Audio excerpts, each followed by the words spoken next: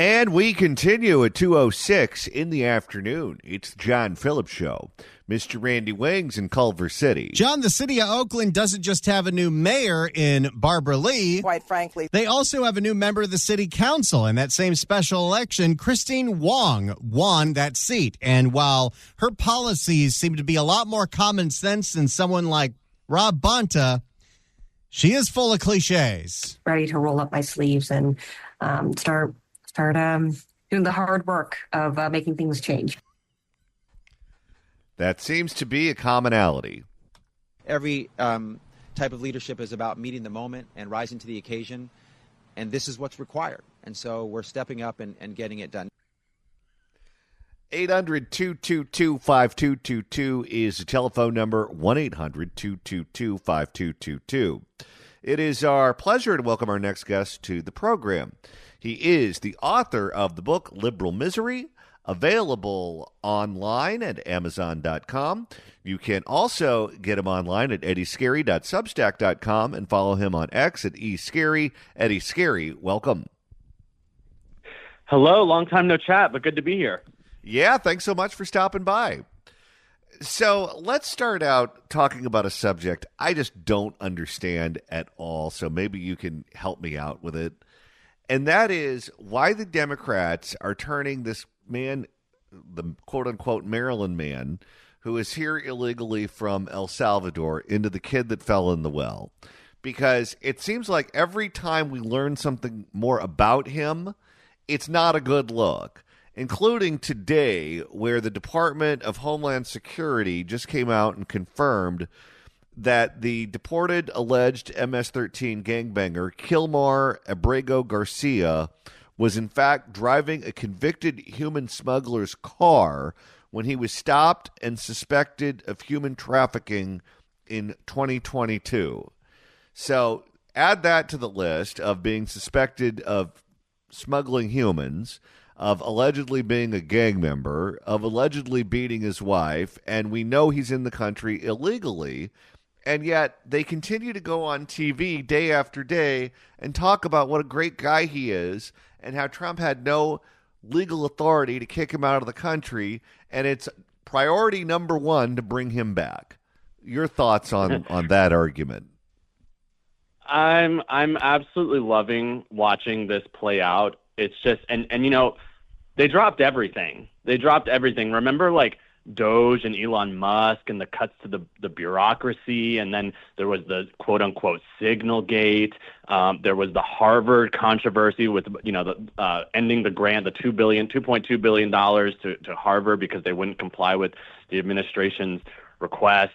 You know, they dropped all of it. Including the media. I'm talking about the media and Democrats, both of them. They dropped all of it so they could start taking trips to El Salvador to visit this foreign national, a man who is not an American. And the way the phrases that they use are all just so, one, I think most people don't care, but it's obviously meant to manipulate the public into believing that something wrong happened here. One, like you said, they refer to him as this Maryland man, this Maryland father. No, he is a Salvadoran. That is a Salvadoran man. He is a citizen of El Salvador. He is not a Maryland man. He is not a Maryland father. And then also the repetition that he received no due process. No, he received due process. He had deportation orders. What they mean when they say he didn't get due process is that we didn't get to continue the endless, ongoing, forever appeals process. He's supposed to have 50 billion appeals. His lawyer, these immigration lawyers, they will say every single time it's what they're paid to do. They're gonna, and he's a perfect case. He's a perfect case where first it was, well, he wants to I forget what the order of things that he complained in, but first it was like, I'm afraid to go home to El Salvador. Well, now I'm actually here because I want asylum. And, you know, so just one trick after another, these courts keep saying, nope, you got to go. Nope, this time you've really got to go. And then the lawyer comes in and says, well, no, he's actually afraid. Well, okay, well, he has to go, but he doesn't have to go back home, which is just the craziest thing, because what other country is supposed to be obligated to take him if not his home country, and we can't send him there? But just watching these Democrats one after another take these trips, Maryland Senator Democrat Chris Van Hollen goes there, does like these videos, posts them on social media of him going there. But to more directly answer your question, this shows you that their number one priority, Democrats, their number one priority is keeping the border open, dumping as many foreigners that they can into the U.S., dumping them into your neighborhoods. And that was also true, if you recall, when Republican Speaker Mike Johnson was trying to make a deal. The deal was very simple with getting more funding for Ukraine. Just simply close the border and we'll give you all the money you want. They would not do it. They would not do it because even more important than Ukraine is keeping the border open. Well, politically, if you were to just take the immigration issue out of it here for a second, this would be the equivalent of the NRA saying, all right, we're going to put all of our chips on making Uzis legal. And only if we let Uzis be legal in the United States, then we'll get everything else that we want. And your average person who's not a political animal would say to themselves, okay, it's probably a good idea for most people not to have Uzis. And if this is what they want, if this is what the NRA is advocating for, if they're advocating for Uzis, then they're suggesting a lot of bad ideas probably. So we're not going to buy what they're selling.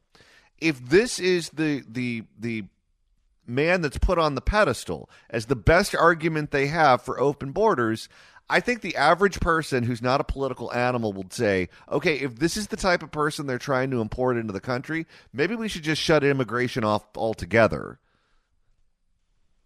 Yeah, and I don't think that they're making some I don't think that Democrats are making some poor calculation or misstep. I believe that, or just doing something stupid. Okay, you're doing something very stupid and crazy. I genuinely believe this is where their heart is. And you can actually look at it on basically every controversy we've seen. This being the biggest one, where they go to just die on a hill. That one, it's a fight you're going to lose. They are going to lose this fight. I'm sorry, they are going to lose. They might run out the clock, but that's their best hope, and maybe that's what they're going for. But it was the same. This is like on steroids when one by one a federal bureaucrat, these people who unaccountable. They have jobs for life. They can never get fired. They're paid six figures, and then they get a pension. They have benefits out the butt. And yet the media and Democrats are saying, you cannot possibly fire this one bureaucrat. How dare you? Yeah, it's like I'm sorry, that's not the most sympathetic person in the world. People get fired every single day. And you can just basically every single issue. They jump on the wrong side of it, and this has become a cliche at this point, where it's these 80-20 issues where 80% of the population is on one side, and then you have Democrat leadership in Washington plus their media in Washington on the losing side, on the unpopular side. Most notably, other than this case with this Salvadoran man, this MS-13 suspected, credibly suspected. I think two different courts, two different judges deemed that he is likely, if not certainly, a gang member. I think I said MS-13. I'm sorry. I think it's that other Spanish name, Tren de Agua. But if one by one, they just take the wrong side. Otherwise, you saw that they did with this trans issue, where any heterosexual man, I think any normal, sane man, you don't even have to be heterosexual, saying, no, I think for sure a man should just be able to blow a woman out of the water in any sport whatsoever. I mean, I think any person looks at that, any normal person, again, it's an 80-20 issue. They look at that and go, are you nuts? Are you truly nuts? But I will say, I don't think that they're nuts. I think this is just now the type of stuff that they truly, genuinely believe in. Is it because we become stratified as a country where liberal people live in college towns, they live in coastal communities, they live in big cities? You don't find a lot of liberals in rural America. You don't find a lot of liberals in red states. And because of that, they only talk to one another. And in those circles and those social networks, what this guy did is not that big of a deal. Because, I mean, you really go back. You look at the crimes that he's been accused of. Take wife beating. I mean, you don't have to go back that far where that was considered just an issue of the household, and that wasn't that big of a deal, and the cops wouldn't come, and, your wife got out of line, you hit her, and that was just accepted. Is that something that, like, we're moving backwards on? I really hope not. I hope that Democrats are, well, maybe they should. Maybe Democrats are going to be the party of wife beating, the party of did she deserve it, the party of what did she do. Maybe that will be Democrats. But I also think that there is this element at play. If you talk to a Democrat who's just kind of a mindless Democrat who doesn't really think, I'm probably walking myself into something really funny here, but just think, those types of Democrats, they're going to vote Democrat no matter what, but it's mostly not even because they truly are in on a certain issue or, they really truly, they're really into education policy, and they come down on the Democrat side. They're really into economic policy and taxes, and that's what they care. No, a lot of this is just they genuinely hate Trump, and they genuinely hate the president and what he represents. And I always say this, and I say it in all sincerity. What Trump represents is real American masculinity, real American independence, real American middle class, people who should make a good living and do what they want, independent of the government. Trump, I really do believe, represents that. And they really hate that. That's what liberals and Democrats are in modern America now. They're 100% hostile to two things. Organized religion, Christianity, if it's Islam or some other weird one, they don't care. But Christianity, they're hostile to. And then the independent, robust middle class, they hate it. They hate that it's independent of the government. They hate that that the middle class doesn't have to ask permission from them, and they get to do what they want. They just don't like it. So in any way they can show their distaste and opposition to Trump, who, again, I think represents all those things that they hate, they do it, even when it puts them on the losing side and the very, very unpopular side. I think there's a lot of truth to that they're just reflexively against anything that Trump is for, because I don't think that they're reverting back to the, old-timey position on wife beating. I don't think there's anyone in this country who looks at that. Well, maybe there's a handful, but I don't think there's any sizable population who thinks it's okay to hit your wife if she's getting mouthy. But I do believe that they hate him so much that anything that he's for, they're against, and that puts them in strange places, because it wasn't that long ago that the trade policy, for example, that he's advocating for was advocated for by people like Nancy Pelosi or the Teamsters Union or, any person on the left who really had a lot to say about that subject. What he's doing now is essentially what someone like Jim Traficant, who was a member of Congress, a Democrat from Ohio in the 80s, used to scream about for years, or Dennis Kucinich, people like that. What he's advocating for was pretty common among labor-endorsed Democrats for a long period of time. And now what he's advocating for in regard to trade is something that they're all opposed to. None of them are in favor of, including Nancy Pelosi, who was arguably one of the toughest members in Congress on China, and for a very long time advocated for going after China on trade as a way to get them in line for manipulating currency and human rights abuses and all of those sorts of things that Trump's trying to sort out. Right, and you look at a lot of these things, I think that would be probably at the top of the list of these types of things where not every single thing that this dude does has to be a controversy. Not every single thing he says, every remark he makes needs to have you jumping out of bed, ringing the alarms, telling everyone to wake up and look what he just did. Not everything needs to be that. I suppose the strategy is a lot like it was the first time around, just this time it seems so comical and desperate and silly. But the strategist being like, well, if we make everyone uncomfortable all the time and say that it's because of him, because this is what they did with COVID and the BLM, mostly peaceful but fiery but mostly peaceful riots, was just gin up all the chaos, even if it's violent, even if people die, the hysteria that they can, and say, but you know what, all of this goes away so long as you get him out of office. So, first things first, there's a strong possibility Democrats take the House in the midterms, impeachment's the first thing on the table. And I also believe, by the way, that this is Abrego Garcia, his very, very long name. I think that this is a very big part of setting the table for that. And I believe that these judges are accomplices to that. They want a very long record of here's where The administration defied a judge's orders. Here's where they ignored court orders. This is absolute anarchy. We can't go on this way. And they're just going to have the record, and they're going to say impeach him because he was flouting the Constitution. And that's really what I think this is about. Just create all the hysteria, gin it up, make it loud, make people uncomfortable, make people anxious, and say it's all because of this guy. And I think that's going to be the first point of order if and when they take the House in the midterms. Here's where I disagree with you. I don't think there's any strategy involved in this. I think that Trump derangement syndrome is real, and I think that they just hate him to the point to where if he came out in favor of motherhood and apple pie, they would hate both of those things. I will bet you on that. I've become of this mindset within, I would say, the last 2 years. It'll almost never come out of my mouth to call a Democrat crazy or insane or stupid.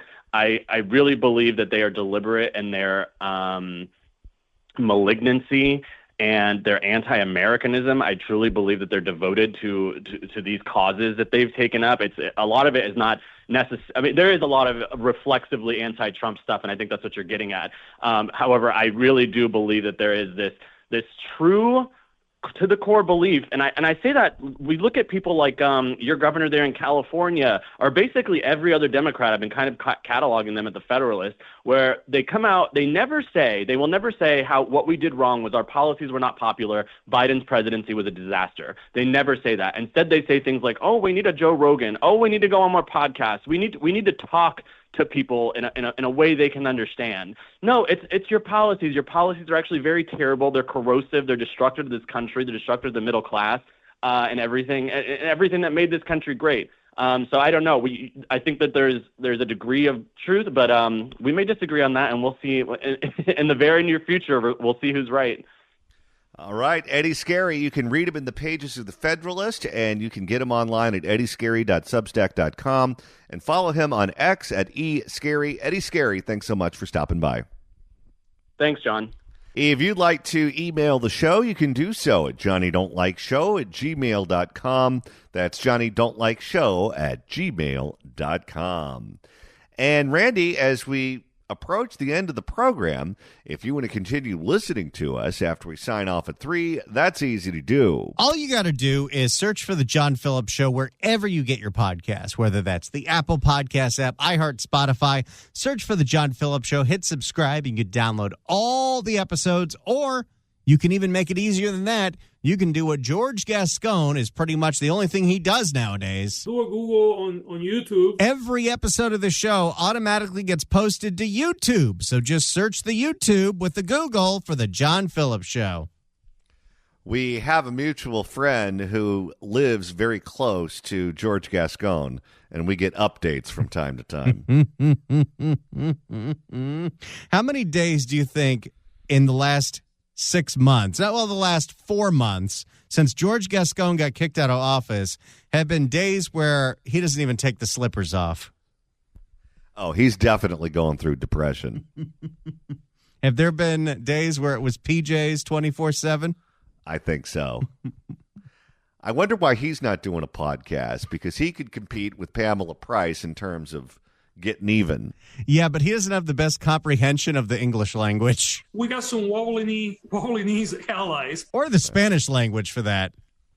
And right now it's time to open up the California Crime Blotter. If the cashier is dummy. Questions? And Randy, this edition is more of an update on a story we did earlier. They arrested that jackass in downtown L.A. who chopped down a bunch of trees.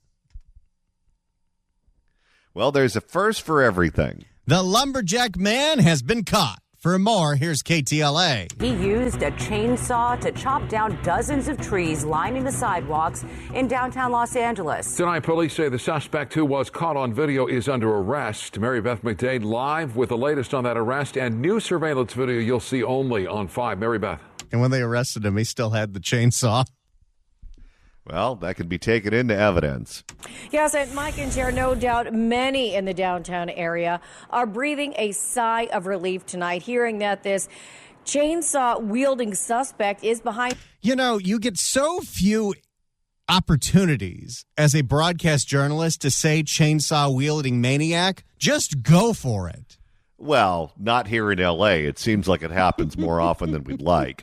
Chainsaw-wielding suspect is... It just doesn't have the same ring to it as chainsaw-wielding maniac. Chainsaw-wielding suspect is behind bars tonight. Now, police tell us that when they took him into custody, he still had that power saw with him. His public defender's not going to like that. He was captured on several... His public defender better not stick his arm out. No, he shouldn't. He was captured on several security cameras using a chainsaw to cut down multiple trees in front of a building on 8th and Union. Here's what I want to know if you live in that neighborhood, because this wasn't quiet. This was very, very, very loud in the middle of the night. How many people hear something that destructive and are like, I'm not calling the cops? Well, it's downtown L.A. Could you imagine what that soundtrack must be like? Oh, boy. Yeah, I guess the chainsaw is the least of your worries. In the Westlake area of L.A. on Saturday... Hey, that's Ulysses' district. You don't say. In the Westlake area of L.A. on Saturday afternoon around 4. I was super shocked, and I just couldn't believe somebody could do this. I did see the news over the weekend. Never thought they would target us. The building manager realized what had happened. Us? Are you a tree? Well, wasn't that one of Barbara Walters' questions? The building manager realized what had happened Monday morning when she got to work. It was just very sad to see the trees just cut down like that. They're damaged. They can't just grow again. She then scoured. Yep, that's how trees work. She really figured that one out. She might have been a botany major. She then scoured through her security cameras and discovered she had images of the suspected SAR. He had a chain. That's great alliteration. I'm very proud of you. Suspected SAR. I didn't know SAR was a word, but it is now. She had images of the suspected SAR. He had a chainsaw. It was loud. People were walking by, didn't call the police, didn't do anything. Okay, so it was exactly what we suspected. Everyone saw it. Everyone knew exactly what was going on, but no one cared. You know, it's not just businesses that don't want to report crime because they don't think anything will happen. Average bystanders aren't reporting crime. No, because they look at the news. They know that nothing's going to happen. But you know what? Once somebody called the cops, they found this guy. That's true. In this particular case, it did work. She also reached out to another nearby business owner to see if his cameras had any footage of the incident. And sure enough, he had video of a tall white man with a goatee and a backpack ride up on a bike with a power saw. That's a lot of strange little descriptions. Well, I mean, everyone saw it. You don't even need videotape if you have 9,000 eyewitnesses. I don't know why, but for this specific crime and the fact that he was doing it on a bicycle, goatee fits. I'm not sure why. It just does. I wonder if people thought that he was supposed to be doing that to the trees. And go to town on his neighbor's trees. We're shocked that there's people out there that, vandalize properties. More images surfaced of what police believe is the same suspected vandal sawing down dozens of trees in several areas in the downtown LA area over the past few days. He cut so many trees before anyone finally decided maybe we should call law enforcement. Okay, do you think this guy is just nuts? Do you think this is meth?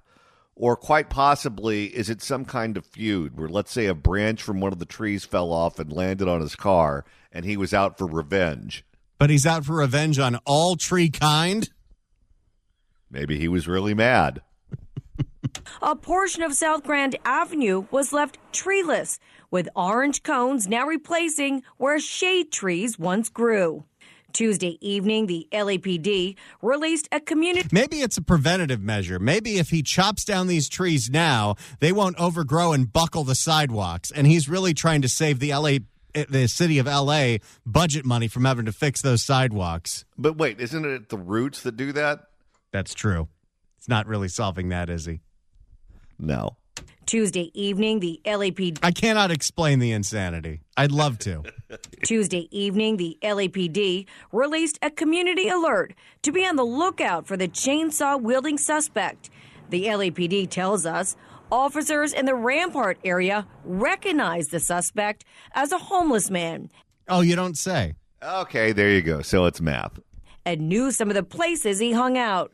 Where did the homeless man get the chainsaw? Probably stole that too. So Home Depot's not reporting that one, are they? That would be my guess. They say officers caught up with him at one of those locations and took him into custody. They tell us he still had the chainsaw on him. Well, I guess they've got him dead to rights on that. Yeah, my guess is there were more trees that were on his list.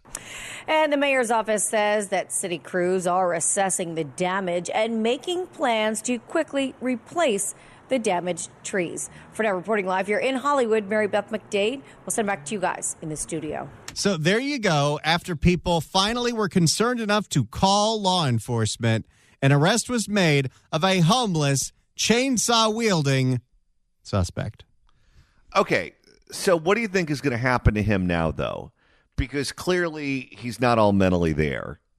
And that's the claim that his attorney is going to make in court. Under Gascon, you know nothing would happen to him. Under Hochman, there's a chance something could happen to him. What do you think is the next step?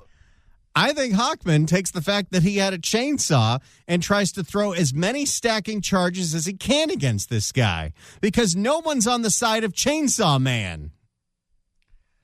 I hope and wish that you're correct, but I just think if you're prioritizing crime from violent crime to crime that's not so violent, and you have to pick and choose your battles, and this guy is clearly, let's say the elevator doesn't go to the top floor, I just fear that Hochman is going to give him some kind of diversion program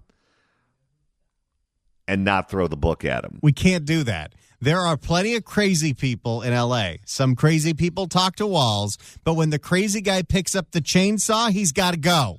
Yeah, this guy needs to go to prison. All right, we have time for one more addition to the Crime Blotter. Let's go. If the cashier is dummy. Questions? And oddly enough, this one takes us to downtown L.A. too. A social media street food cook has been making food for the homeless and posting videos on TikTok about him going down to Skid Row and helping people out. And one day while doing this, he was randomly attacked and beaten. That's surprising because I would have assumed that they would have been very appreciative. Oh, it gets weirder. For more, here is KTLA. A popular street vendor who uses TikTok to help feed the hungry on Skid Row is recovering tonight after being attacked and viciously beaten. I guess that's one way to use TikTok positively.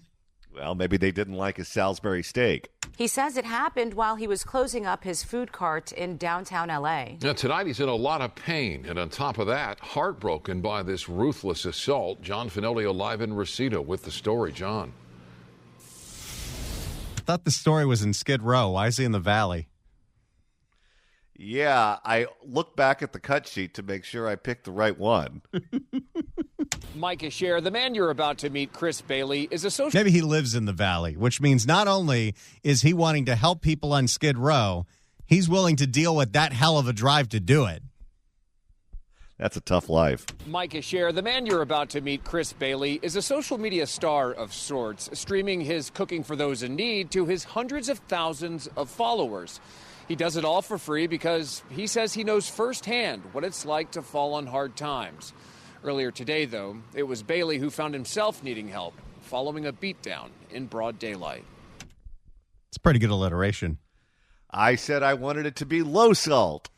Christopher Bailey is trying to make sense of a brutal attack in downtown L.A. I'm in a lot of pain. I'm sad.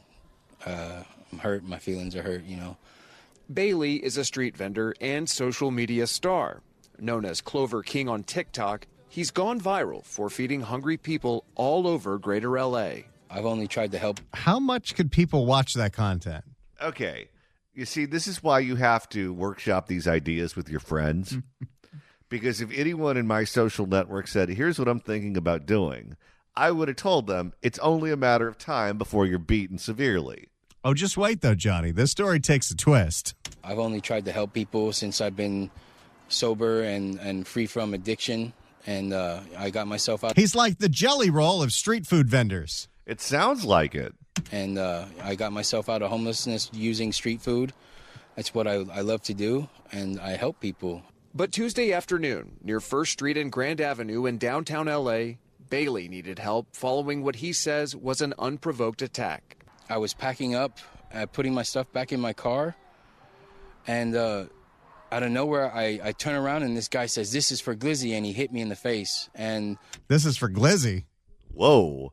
This sounds like Dan Rather being attacked. The paramedic said that he definitely had a metal object in his hand. I didn't know if it was a gun or a brass knuckles, but he cut me down my face and all across my eyelid. I have 8 stitches in my face. That sounds like a brass knuckles beatdown right there. What's the frequency, Kenneth? He didn't recognize his attacker, but suspects the guy was sent by a fellow street vendor, someone he's known for a while, and who has taken issue with his success. Wait a second. He got beat up by the competition? Wait, is there that kind of competition to feed the homeless? So this guy's got a street food cart, and he tapes himself giving food to the homeless, and someone who also has a street food cart in Skid Row decided to put a hit out on him? That's cold. This one's for Glizzy. I have a loyal support on TikTok. The people that follow me and believe in me, they really love me. And so someone got jealous that they weren't getting the same amount of clicks? Well, they taught him a lesson. I know that I've inspired so many people to be better. Bailey has been all over the news for his generosity and kindness. Every weekend, he and his crew feed the hungry and homeless in LA Skid Row, relying on donations from his army of TikTok followers. After January's wildfires, he helped organize donations and cooked for thousands of fire victims and volunteers at the Santa Anita racetrack. Once an addict and homeless himself, he's now dedicated to giving back. Hopefully this doesn't stop him, but oh my goodness, I didn't realize there was a turf war on street vendors. I remember when I was in junior high, we had to read a book called The Pushcart Wars, but I didn't remember it getting to this point. I'm never going to give up no matter what. This doesn't stop me. I'm a street vendor. I'm living my best life. I'm trying to raise my daughter the right way and be the best father I can. And I just want to continue doing what I do. Leave me alone. I'm not bothering anybody. I haven't hurt anybody. I'm a good person, and I don't deserve this. I don't think that's going to squash that beef. Yeah, I don't know if I'd continue my philanthropy if I'm him. All right, this attack happened just after 12 p.m. near First and Grand Avenue, right in front of the court building there. Bailey is asking any witnesses or anyone with information about this assault. Wait a minute. Let's not pretend like this is some whodunit. They told him who it was for. Glizzy! To contact the LAPD. In Reseda, I'm John Fenolio, KTLA 5 News. You know, it's funny, even if they figured out that this was tied to another street vendor, because it's street vending, thanks to Ricardo Lara, we're not allowed to use law enforcement to intervene with anything regarding street vending. So Public Works or Public Health would have to come out and figure out who put the hit out on this guy. Well, if I was him, I'd go vending someplace else, and I'd stop feeding the homeless, because he needs that kind of drama like he needs a pair of brass knuckles to the head.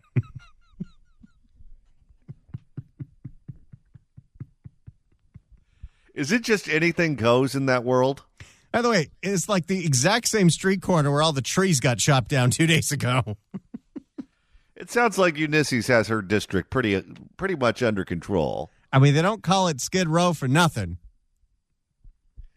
At this point, if you're living in that part of L.A., and you're seeing street vendors getting attacked, you're seeing all your trees cut down for no apparent reason, sirens going off 24/7. At what point do you just say, you know what, the city's been fun, but we're moving on?